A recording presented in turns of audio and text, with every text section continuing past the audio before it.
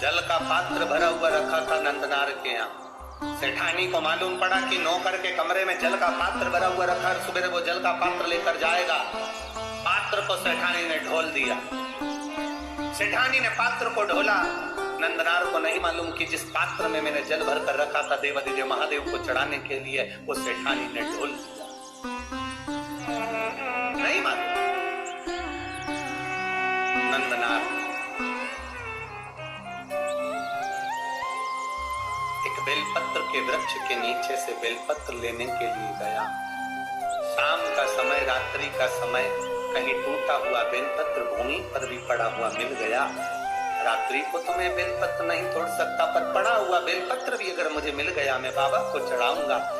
खेत की चिंता नहीं, 40 एकड़ खेत अगर ये हाँकेगा तो जा पाएगा। उसको मालूम है 40 एकड़ खेत में अकेला हाँक नहीं सकता, क्योंकि बेल नहीं है। बेल की जगह मुझे हल में जुतना पड़ता है, तब तो हाँकेगा। अब कौन, तो उसको मालूम है जा नहीं सकता, पर बेलपत्र तो लाके रख सकता हूँ। मेरा विश्वास कहता है मेरा बाबा यहीं आकर बेलपत्र ले जाएगा। नंदनार बस अंदर भवन में गया। पात्र धुले पड़े थे। नंदनार जल लेने के लिए फिर गया। रात्रि नंदनार जब जल लेने के लिए गया, सरोवर के द्वार पर सेठानी ने कुआं बावड़ी के दरवाजे पर द्वारपाल बिठा दिए कि इस बधुआ मजदूर को एक लोटा पानी नहीं मिलना चाहिए। नंदनार वापिस कमरे में आ गया। रात्रि भर नंदनार रोता रहा, रात भर रोया। सवेरे सवेरे 3:30 बजे 4 बजे रात को पूरे गांव में तहलका मच गया, हल्ला मच गया। लोग नंदनार का जय जय घोष करने लगे। गजब का नंदनार है रे। 40 एकड़ जमीन को नंदनार ने आधी रात को ही हाँक दिया। आधी रात को नंदनार ने 40 एकड़ जमीन को हाँक दिया।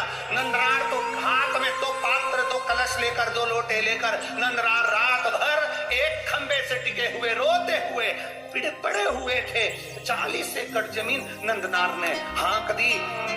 नगर में सूचना गई, सेठानी को सूचना गई, सेठ को सूचना गई। दोनों बाहर निकल कर आए। 40 एकड़ जमीन हाँकी हुई थी, उसमें बीज बोया हुआ था। सारे नगर के लोग आकर नंदनार को गले लगा कर कहते, नंदनार तूने ये 40 एकड़ जमीन को एक रात में कैसे हाँक दिया?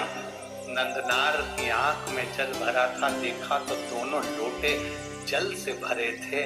नंदनार ने कहा ये मैंने नहीं हाँकी, ये लोटा जिसने भरा है उसी ने ये जमीन हाँकी है। वो शिव हो खड़ी है। गांव के लोगों ने कहा जाओ नंदनार, शंकर के मंदिर जाओ। नीचे पड़ी हुई बेलपत्र उठाकर, ना जाने कहां का जल भरकर नंदनार जब तिरुपुंगुर के मंदिर में, शंकर के मंदिर में पहुंचे, मंदिर में लोगों को मालूम पड़ गया, विद्वज्जनों को मालूम पड़ गया कि कोई बधवा मजदूर आया है जिसके पास में जमीन पर पड़ी हुई बेलपत्र है। ना जाने कौन सी जगह का भरा हुआ जल है, ना जाने कौन सी जगह का भरा हुआ जल है जिसको लेकर आया है मेरा महादेव। दुनिया के लोग कहते हैं जिस नदी का जल भर रहे हो वो पवित्र है कि नहीं। याद रखना, दिल में पवित्रता का भाव होगा तो जिस नदी का जल भरोगे वो गंगा जल हो जाएगा। तुम्हारा भाव शुद्ध होना चाहिए, तुम्हारा मन शुद्ध होना चाहिए। जिसकी निगाह में गंदगी भरी होती है, जिसकी दृष्टि में गंदगी भरी होती है, उसको चारों तरफ गंदा नजर आता है। और जिसके दिल में गंगा और पवित्रता भरी होती है, उसे साधारण सा खड्डे का जल भी गंगा जल बन जाता है। उसके लिए जल बनता है। महाराज वो जल विद्वज्जनों को लगा ना जाने कहां का जल भर कर लाया है, जमीन पर से उठाई हुई बेलपत्र लेकर आया है। उन्होंने शंकर भगवान के मंदिर के सामने जाकर सारे विद्वज्जन, सारे दर्शनार्थी सामने खड़े कर दिए कि वो आने वाले बधवा मजदूर को शंकर का दर्शन नहीं होना चाहिए। सामने था नंदी, सामने शिवालय, दरवाजे पर लोगों को खड़ा कर दिया। नंदनार ने मंदिर में पहुंचते से बाबा का दर्शन नहीं कर पाए। दर्शन नहीं करा तो नंदी से कहा, बाबा जी नंदी से नंदनार कह रहे हैं, बाबा जी मुझे भोले बाबा का दर्शन नहीं हुआ, बाबा जी दर्शन करना है। इतने में तो नंदी ने कृपा कर दी। तिरुपुंगुर के मंदिर में कुंटलो बड़ा नंदी पत्थर का, पाषाण का। आप अंदाजा लगाएंगे तिरुपुंगर के मंदिर का, अगर कभी जाके दर्शन करेंगे तो ये जो संगीत वाले बैठे हैं इनका मंच आधा कर दो, इतना बड़ा नंदी, और ऊंचाई लगभग आप अंदाजा लगाएंगे कि कैमरे मेमरे वाले जितने खड़े हैं टेबल पे, इनको भी टेढ़ा और बड़ा कर दो। इतना बड़ा नंदी तिरुपुंगुर के मंदिर में है। जब नंदनार ने कहा मुझे भोले का दर्शन नहीं हुआ, बेलपत्र कावड़ का जल लाया हूँ, नंदी ने कहा चिंता मत करो, मैं सरक जाता हूँ, मेरी जगह पर तुम खड़े हो जाओ। और नंदी हट गया। भारत की भूमि का वो मंदिर तिरुपुंगुर का, तमिलनाडु का वो मंदिर जहाँ आज भी शंकर भगवान के शिवलिंग के सामने से नंदी, नंदनार के लिए पत्थर का मंदिर खसक गया था, और शंकर जी मंदिर से बाहर आकर कावड़ के जल को अपने ऊपर चढ़वा रहे थे। वो तिरुपुंगुर का मंदिर था, वो शिव का शिव तत्व की प्राप्ति है शंकर की अविरल भक्ति, शंकर की अविरल। आप दिल से उसको रिझाएंगे वो दिल से मिलेगा, आप दिल से उसको मनाएंगे वो दिल से मिलेगा। आपकी दृष्टि के अनुकूल सृष्टि की रचना है। आपके मन में पाप भरा है, कपट भरा, छल भरा है, बेईमानी भरी, प्रपंच भरा, और त्रिपुंड लगाकर और खूब जोरदार कपड़े मपड़े पहनकर रुद्राक्ष की माला धारण कर भगवान को रिझाने का प्रयास करोगे, 24 घंटे बैठकर अभिषेक पूजन करोगे, मेरा महादेव प्रसन्न नहीं होगा। मेरे महादेव को प्रसन्न करने का एक तरीका है कि उसको दिल से रिझाओ। निर्मल मन सो मोहि पावा, मोहि छल छिद्र कपट न भावा। भगवान को दिखावा प्रिय नहीं, भगवान को तुम्हारा भाव प्रिय है। और मेरा विश्वास करता है जितने भी भक्त ये कथा को सुन रहे हैं, जहाँ सुन रहे हैं, आप लोगों के हृदय में शिव समाया है, तो मेरा महादेव तुम्हारी झोली को खाली नहीं छोड़ने वाला, भर कर ही भेजता है। उसकी तात्विकता संत बन गया, नंदनार संत बन गए। उसके बाद में उनको परिवार, कुटुंब, कबीला, कहाँ नौकर, कहाँ चाकर, किसी से मतलब नहीं। 2 लोटा जल सावन के महीने में दुनिया के लोग हंसते हैं, ये सियोर वाला महाराज तो हर कुछ करवाते रहता है। कई लोगों को बड़ी बड़ी विद्वत्ता में बैठकर बड़े बड़े विद्वान भी हमें अपशब्द कहने के लिए तैयार रहते हैं, इसमें तो अक्ल नहीं, सियोर वाले में तो लक्षण नहीं। कभी ऐसी बेलपत्र चढ़वा देगा, कभी मूंग का दाना चढ़वा देगा, कभी चावल चढ़वा देगा।